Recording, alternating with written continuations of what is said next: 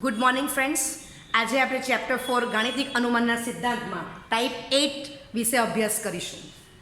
Type 8માં સ્વાધ્યાય 4.1નો પ્રશ્ન 20 જે 3 માર્ક્સમાં ઇમ્પોર્ટન્ટ છે. બરાબર છે? ઓકે. પ્રશ્ન 20 for all n belongs to capital N માટે ગ અ સી ની મદદથી સાબિત કરો કે વિધાન p of n 10 raise to 2n - 1 plus 1 અલગથી છે. બરાબર? એ 11 વડે વિભાજ્ય છે. આ આપણે સાબિત કરવાનું છે. તો આ જે સેન્ટેન્સ આપ્યું છે એને હું આમ લખી શકું કે is equal to 11 small m n belongs to capital N. જે રકમ આપી છે એને હું ગાણિતિક સ્વરૂપે લખી દઉં છું. 11 વડે વિભાજ્ય છે. ઇટ મીન્સ કે એક અવયવ એનો 11 છે તો એક અવયવ 11 અને બીજો અવયવ કોઈ પણ સ્મોલ m છે. સ્મોલ m સામા આવેલો છે કેપિટલ N માં. બરાબર? અને n તો પોતે કેપિટલ N માં છે જ. તો આ રકમને આપણે ગાણિતિક સ્વરૂપે ફેરવી દીધું છે. હવે બેઝિક નોલેજ કે ધારો કે 11 ના અંતરે હું સમાંતર સહી લખું છું તો પહેલું પદ 11 એમાં 11 ઉમેરો એટલે 22 પાછા 11 ઉમેરો 33 ડોટ ડોટ. બરાબર છે? આ પહેલું પદ, બીજું પદ, ત્રીજું પદ. તો ધારો કે આ 220 તો 220 બરાબર શું થશે 11 ગુણ્યા 20 એટલે અને જો હું આમ કહી દઉં આ કેમું પદ છે તો કેમું પદ એટલે કે ની વેલ્યુ કેટલી આવે છે 20. બરાબર? હવે 231 તો 11 ગુણ્યા 21 થશે. તો આ મારું જનરલ કહી દઉં છું k + 1 મું પદ. Clear? k belongs to capital N. સમજાય છે? હવે તમે એ સમજો કે જ્યારે હું n = 1 લઈશ ત્યારે મને શું મળશે 11. તો 11 * 1 બરાબર છે? તો આને હું સ્મોલ m કહી દઈશ એટલે 11 વડે વિભાજ્ય આવી ગયું. ઓકે. અને પછી હું એમ કહી દઈશ કે n = 1 belongs to capital N. જ્યારે n = k લઈશ તો તમે જોઈ શકો આ તો એક્ઝામ્પલ આપ્યું કે ધારો કે k મું પદ 20 મું છે તો અહીંયા હું શું લખું છું એક અવયવ 11 તો બીજો અવયવને હું સ્મોલ u નામ આપું છું. u પોતે કોણ છે 20. બરાબર છે? u = 20. ચાલો પછી આ કેમું પદ છે 20 મું તો k + 1 મું પદ 21 મું થશે. તો 231 = 11 * 21 તો = 11 * v. તો v ની વેલ્યુ કેટલી આવી ગઈ 21. તો u અને v બંને બિલોંગ્સ ટુ n છે પરંતુ u અને v સરખા નથી. સમજાય છે? ઓકે. જેમ તમે n ની વેલ્યુ બદલતા જશો તેમ 11 અવયવ એક જે છે એ ફિક્સ રહેશે પણ બાજુમાં ગુણ્યા બીજો અવયવ તમારો બદલાયા કરશે. ખ્યાલ આવી ગયો? ઓકે. આ બેઝિક કન્સેપ્ટ છે. હવે આપણે દાખલો ગણીશું. n = 1 LHS = 10 raised to 2n - 1. બરાબર છે? હવે +1 આમ નહીં લખવાનું, ઓડ લાગે. થોડી સ્પેસ રાખવાની. +1 આ રીતે લખવાનો માં n = 1 લેતા. ચાલો n = 1 લેશો એટલે 10 raised to 2 * 1 - 1 +1. બરાબર છે? ઓકે. તો આપણને સાદું રૂપ શું મળી ગયું n = 1 LHS = 10 raised to 2 - 1 1. બરાબર? 10 ની 1 ઘાત વત્તા 1 = 10 ની 1 ઘાત 10 10 વત્તા 1 11. તો 11 ને હું આમ લખી શકું 11 * 1. બરાબર છે? તો ખબર પડે છે કે ભાઈ એનો એક અવયવ 11 આવી ગયો. ક્લિયર? તો ઇન્ટુ સ્મોલ m લખી દેવું. બરાબર છે? તો = અને m = 1 બિલોંગ્સ ટુ n છે જ. બરાબર? તો = આવી ગયું 11 વડે વિભાજ્ય છે. સંકેત આવી જ ગયો છે માટે હું લખી શકું RHS. તો n = 1 LHS = RHS આવી ગયા. બરાબર? માટે n = 1 p of 1 સત્ય છે. બરાબર છે? ઓકે. હવે તમે આટલું કમ્પ્લીટ કરશો એટલે તમને અડધો માર્ક મળી ગયો. ચાલો હવે n is equal two k માટે p ઓફ k સત્ય છે એમ લઈ લઈએ છીએ આપણે. હવે n is equal two k belongs to capital N માટે p ઓફ k સત્ય છે. ધારો કે આ પક્ષ છે તમારો. ચાલો તો p ઓફ k, તો રકમમાં જ્યાં n ત્યાં આપણે સ્મોલ k મૂકવાનો છે. 10 raise to 2k minus 1 plus 1 is equal to 11 into, હવે અહીંયા હું અવયવ બદલી કાઢું છું, બરાબર છે. તો નામ આપું છું small u. u belongs to capital N. તો આ આખું જે છે એને હું 1 આપી દઉં છું. હવે n is equal to k plus 1 belongs to capital N માટે p of k plus 1 સત્ય સાબિત કરવા માટે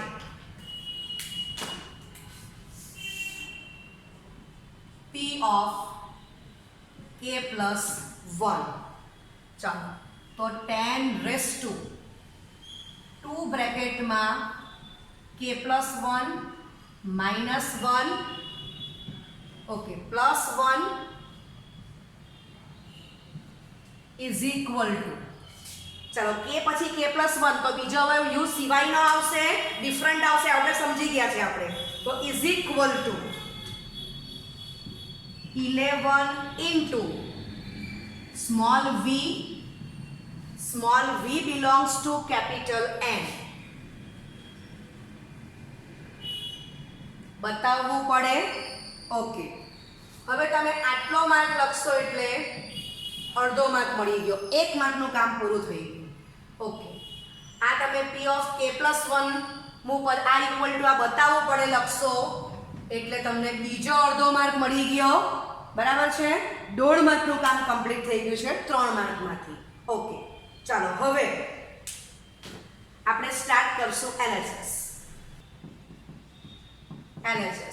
10 રેઝ ટુ, અને હું સાદું આપતી જ જાઉં છું, 2 બ્રેકેટમાં k પ્લસ 1 એટલે શું થશે 2k plus 2 minus 1, 2k plus 1 થઈ જશે આનું સાદું રૂપ. ઓકે તો તે લખી દેવું છું અહીંયા 10 raise to 2k plus 2 minus 1 plus 1, બરાબર છે. ઓકે ચાલો હવે આપણી પાસે ફર્સ્ટ રિઝલ્ટ કયું હતું 10 raise to 2k minus 1 plus 1 is equal to 11 into u હતું. તો અહીંયા તમે ઘાતનો અભ્યાસ કરો તો 10 રેઝ ટુ 2k માઇનસ 1 છે p ઓફ k પદ આપણું.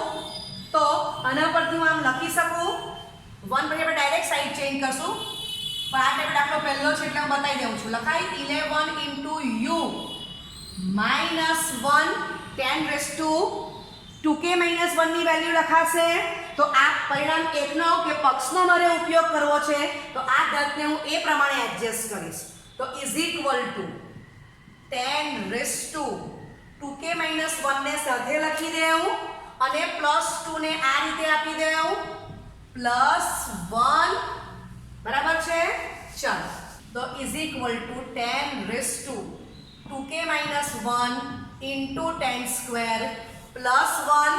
ઓકે તો આપણે હમણાં જ જોઈ ગયા કે એક અથવા તો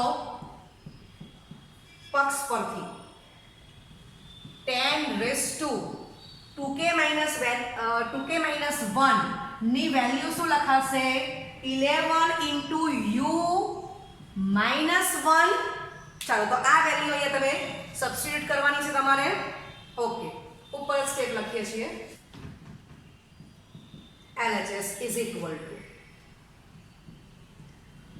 11u માઇનસ 1, ચાલો 10 નો વર્ગ એ 100 થશે પ્લસ 1. હવે મગજમાં રાખવાનું છે કે આપણે શું લાવવાનું છે, p ઓફ k પ્લસ 1 માં RHS 11 ઇન્ટુ v. v is not equal to u, પણ u કરતા મોટો હશે, બરાબર? ઓકે, તો 11 ઇન્ટુ u બ્રેકેટમાં જો 100 રાખું છું, કારણ કે મારે પાછો 11 કોમન જ કાઢવાનો છે. માઇનસ 100 પ્લસ 1, તો 11 into u into 100 minus 99. Okay, હવે તમે 11 કોમન કરશો તો બ્રેકેટમાં શું આવશે, 100u માઇનસ 9, બરાબર છે? ઓકે, તો આપણે RHS માં બીજા અવયવને સ્મોલ v નામ આપેલું છે, એટલે અહીંયા હું સ્મોલ v નામ આપી શકું. તમે બીજો કોઈ પણ સ્મોલ લખી શકો છો જે તમે k પ્લસ 1 માં જમણી બાજુ લખ્યો હોય તે. આપણે v લખ્યો છે એટલે અહીંયા હું v લખું છું. તો ઇઝ ઇક્વલ ટુ RHS કેવા છે, કારણ કે એક અવયવ 11 આવી ગયો. હવે બાજુમાં હું લખીશ, કારણ કે 100u minus 9 is equal to v કીધા એ બિલોંગ્સ ટુ n છે જ, બરાબર? કારણ કે u belongs to capital N છે અને તમે જોઈ શકો છો u is not equal to v. Okay, બરાબર છે? તો તમે આટલું જે તમે સાદુરૂપ આપ્યું છે એનો તમને અડધો માર્ક આપી દઈ, કોઈ 1 માર્ક પણ આપી દઈ, તો મને એવું લાગે છે કે 1 માર્ક આપી દેવો જોઈએ, બરાબર છે? ઓકે, તો કેટલા માર્કનું કામ કમ્પ્લીટ થઈ ગયું? પેલો p ઓફ 1 ને આપણે અડધો માર્ક આપ્યો, p ઓફ k ને અડધો આપ્યો, p ઓફ k પ્લસ 1 આ ઇક્વલ ટુ આ બતાવવું પડે તેને અડધો માર્ક આપી દીધો. આ LHS ટુ RHS ને આપણે 1 માર્ક આપી દીધો છે, અઢી માર્કનું કામ થઈ ગયું. Okay, n is equal two k belongs to capital N માટે p ઓફ k સત્ય છે, which implies n is equal to k plus 1 belongs to capital N માટે p of k plus 1 સત્ય થાય છે. માટે ગ-અ-સી પરથી વિધાન p of n for all n belongs to capital N માટે સત્ય છે.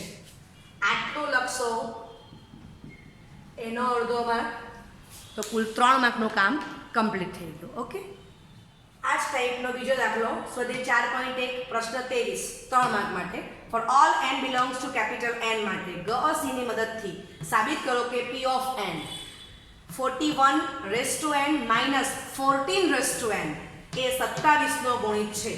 તો આપણે ગાણિતિક સ્વરૂપ આપી દીધું, p of n 41 raise to n minus 14 raise to n is equal two 27n, જ્યાં m, n belongs to capital N.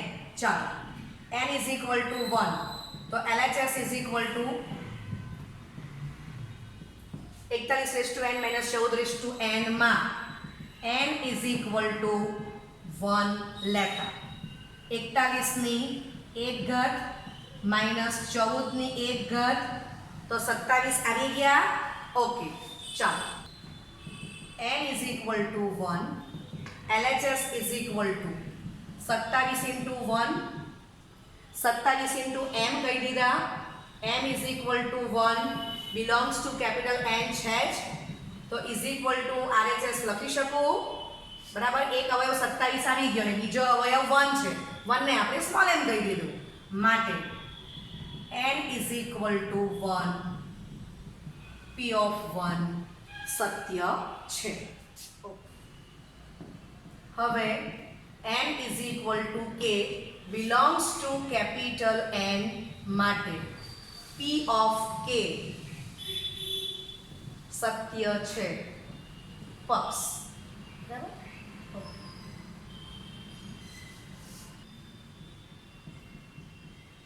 p of k, તો રકમમાં જ્યાં n ત્યાં આપણે k મૂકી દઈશું. તો અહીંયા અવયવ m સિવાયનો કોઈ આવશે એટલે હું લખી દઉં છું 27u, બરાબર છે?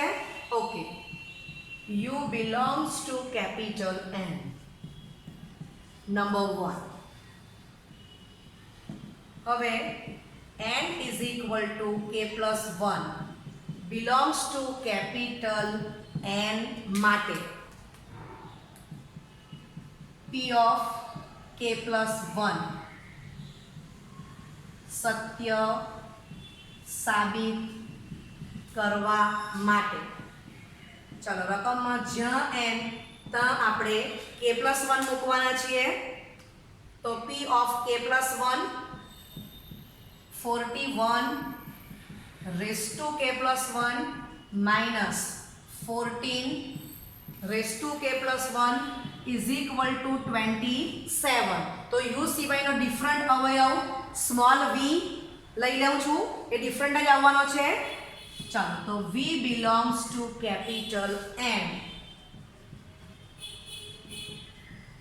બતાવવું પડે ક્લિયર ચાલો હવે આપણે આ સ્ટેપ રાખીએ છીએ કે મારે એ જોવાનું છે તો હવે અહીંથી હું લખી દઉં છું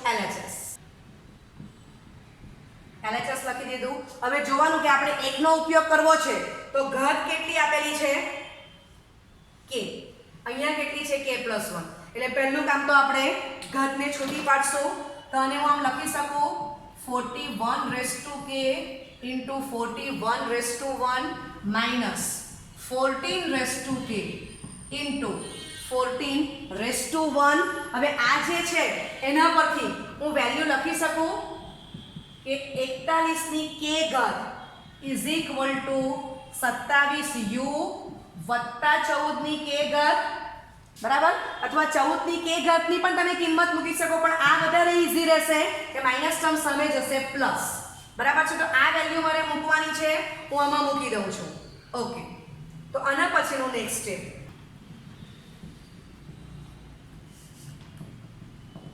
LHS is equal to